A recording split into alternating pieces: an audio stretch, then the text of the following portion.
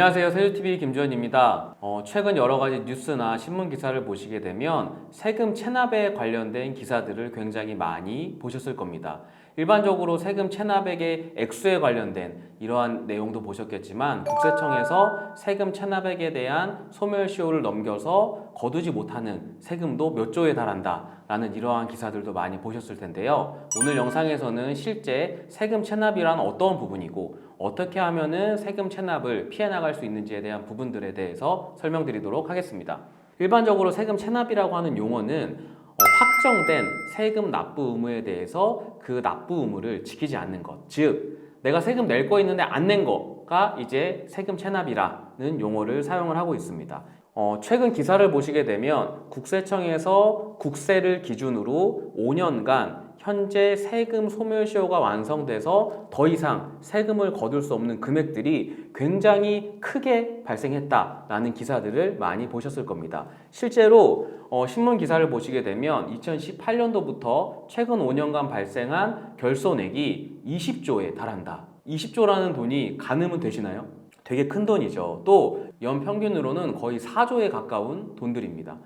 그렇다라고 하면 이 세금 체납에 대한 부분들이 어떻게 발생을 하고 결손 처리가 어떻게 되는지에 대한 부분에 대해서 한번 이야기를 드려보도록 하겠습니다. 세금 체납액이 증가하고 있는 추세는 언제부터 시작이었냐면 코로나 때부터였어요. 코로나가 발생을 하고 나서 경제 상황이 굉장히 안 좋아지다 보니까 실제로 세금을 내가 납부를 못하는 경우들이 굉장히 많이 발생을 하고 급증을 하는 시기였습니다.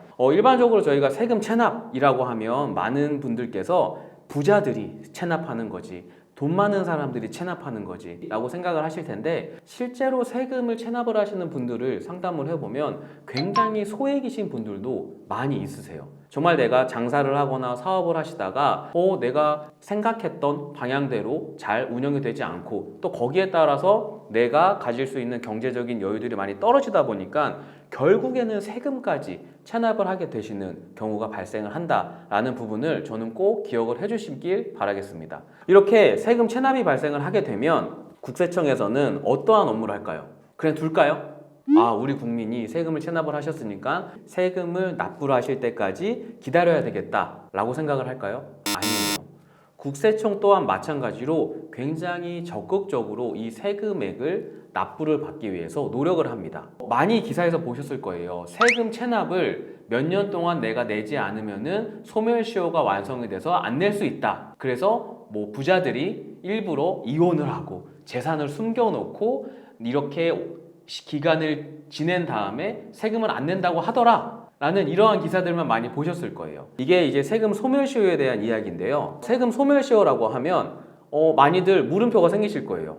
뭐야, 세금 내는 게 무슨 범죄야? 범죄도 아닌데 무슨 소멸시효가 있어? 라고 생각을 하실 텐데 우리나라 국세기본법상에 있는 세금 소멸시효라는 법문을 보면 이렇게 되어 있어요. 일반적으로 저희가 세금을 납부를 하는데 납부하지 못한 세금이 체납액으로 결정이 되고 5억 원 미만은 5년 동안 5억 원 이상은 10년 동안 이 사람이 경제적인 활동을 하지 못하거나 혹은 재산이 있음을 밝혀내지 못하면 이 세금 또한 소멸시효가 완성이 돼서 내지 않을 수 있다라는 이러한 내용들인데요. 이렇게 말씀을 드리면 많은 분들이 뭐야, 역시 부자들을 위한 제도였어. 소멸시효 완성은 부자들이 이용하는 거야 라고 오해하실 수 있습니다. 제가 그 오해를 좀 풀어드려 볼게요. 제가 치킨집을 했습니다. 음식점을 하면서 이렇게 생활을 했었는데 코로나 때 너무 상황이 안 좋아진 거예요. 그래서 제가 그래도 나랑 거래하셨던 분들, 이런 분들한테는 내가 대금을 지급해야지 하면서 다 지급을 하고 났더니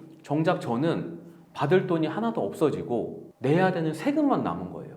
좀 감정이입 되시나요? 네, 되게 슬픈 내용입니다. 지금 제가 말씀드리는 게 내가 몇 년 동안 내 몸을 바쳐서 열심히 일한 나의 가게가 없어지면서 나한테는 세금 체납액만 남게 된 거예요. 내가 열심히 일한 결과가 결국 나한테는 체납이라는 결과만 있고 난 앞으로는 미래가 없구나 라고 하면 제가 가질 수 있는 상실감은 얼마나 클까요?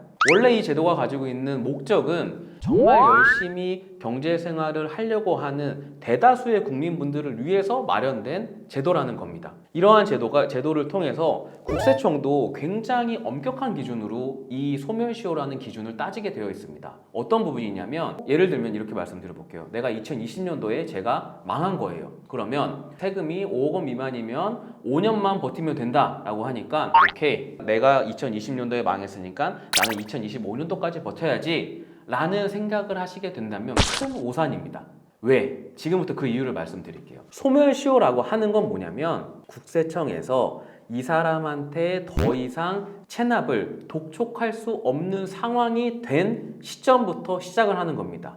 이 사람이 집이 있어서도 안 되고요, 자동차가 있어서도 안 되고요, 금융자산이 있어도 안 되고, 보험이 있어도 안 돼요. 이게 뭐냐면 이 사람이 가지고 있는 자산이 있다라는 게 국세청에 밝혀진 순간 국세청은 이 사람의 자산에 압류를 걸게 돼 있습니다. 압류를 걸게 되면 어떻게 될까요? 소멸시효가 중단이 돼요. 소멸시효가 중단이 된다라고 하는 건 뭐냐면 다시 0부터 시작한다라는 거예요. 그렇다 보니까 5년이라는 소멸시효를 완성하기는 굉장히 어려운 일입니다. 정말 내가 아무것도 없는 상황에서 5년이라는 시간 동안 너무나 힘든 시간을 겪어내야 5년이 지났구나 라는 게 결국엔 국세 체납의 소멸시효 완성이라고 생각을 해주시면 좋을 것 같습니다. 이제 반면에 이러한 분들도 있으세요. 야, 나는 정말 아무것도 가진 게 없었어. 음식점을 하다가 잘못됐고 정말 모든 예적금을 깨서 내가 갚아야 되는 빚을 다 갚았고 이러한 상황이었는데 막상 시간이 지나고 내가 세금이 어떻게 됐나 확인하려고 봤더니 아직까지 제가 세금 체납인 상황인 대표님들이 많이 있으세요. 왜 그럴까요? 본인도 몰랐던 되게 조그만 금융자산, 예를 들면 적금, 조그만 소액 적금 있잖아요. 아니면 내가 언젠가 가입해놨던 소액 보험, 이런 거에 국세청이 압류가 들어와 있는 거예요. 결국엔 이게 뭐냐? 내가 정말 어려운 상황에서 앞으로 더 한 단계 도약을 하기 위해서 새로운 사업을 시작을 하기 위해서는 결국 세금 체납에 대한 딱지를 떼는 게 가장 중요한데, 이런 소멸시효에 대한 부분들의 기간을 저희가 완성하기 위해서는 여러 가지 자세한 사항들을 들여다보셔야 되기 때문에 아까 말씀드린 이 조그마한 금융자산들까지도 모든 걸 다 확인을 해보셔야 된다라고 말씀드리고 싶습니다. 세금 체납을 하면 왜 내가 경제 생활을 하기 어려울까요? 부자들은 세금 체납하고도 다 잘 산다고 하는데 왜 어려울까요? 세금 체납을 하시게 되면 금융 거래를 할 수가 없어요. 일반적으로 저희가 어떠한 금융 거래를 하거나 뭘 하기 위해서는 세금 체납 내역이 없다라는 사실을 증명하는 서류를 제출해야 되는 경우들이 있어요. 예를 들면 제가 어떠한 경제 활동을 하려고 하는데 세금 체납된 사실이 있다.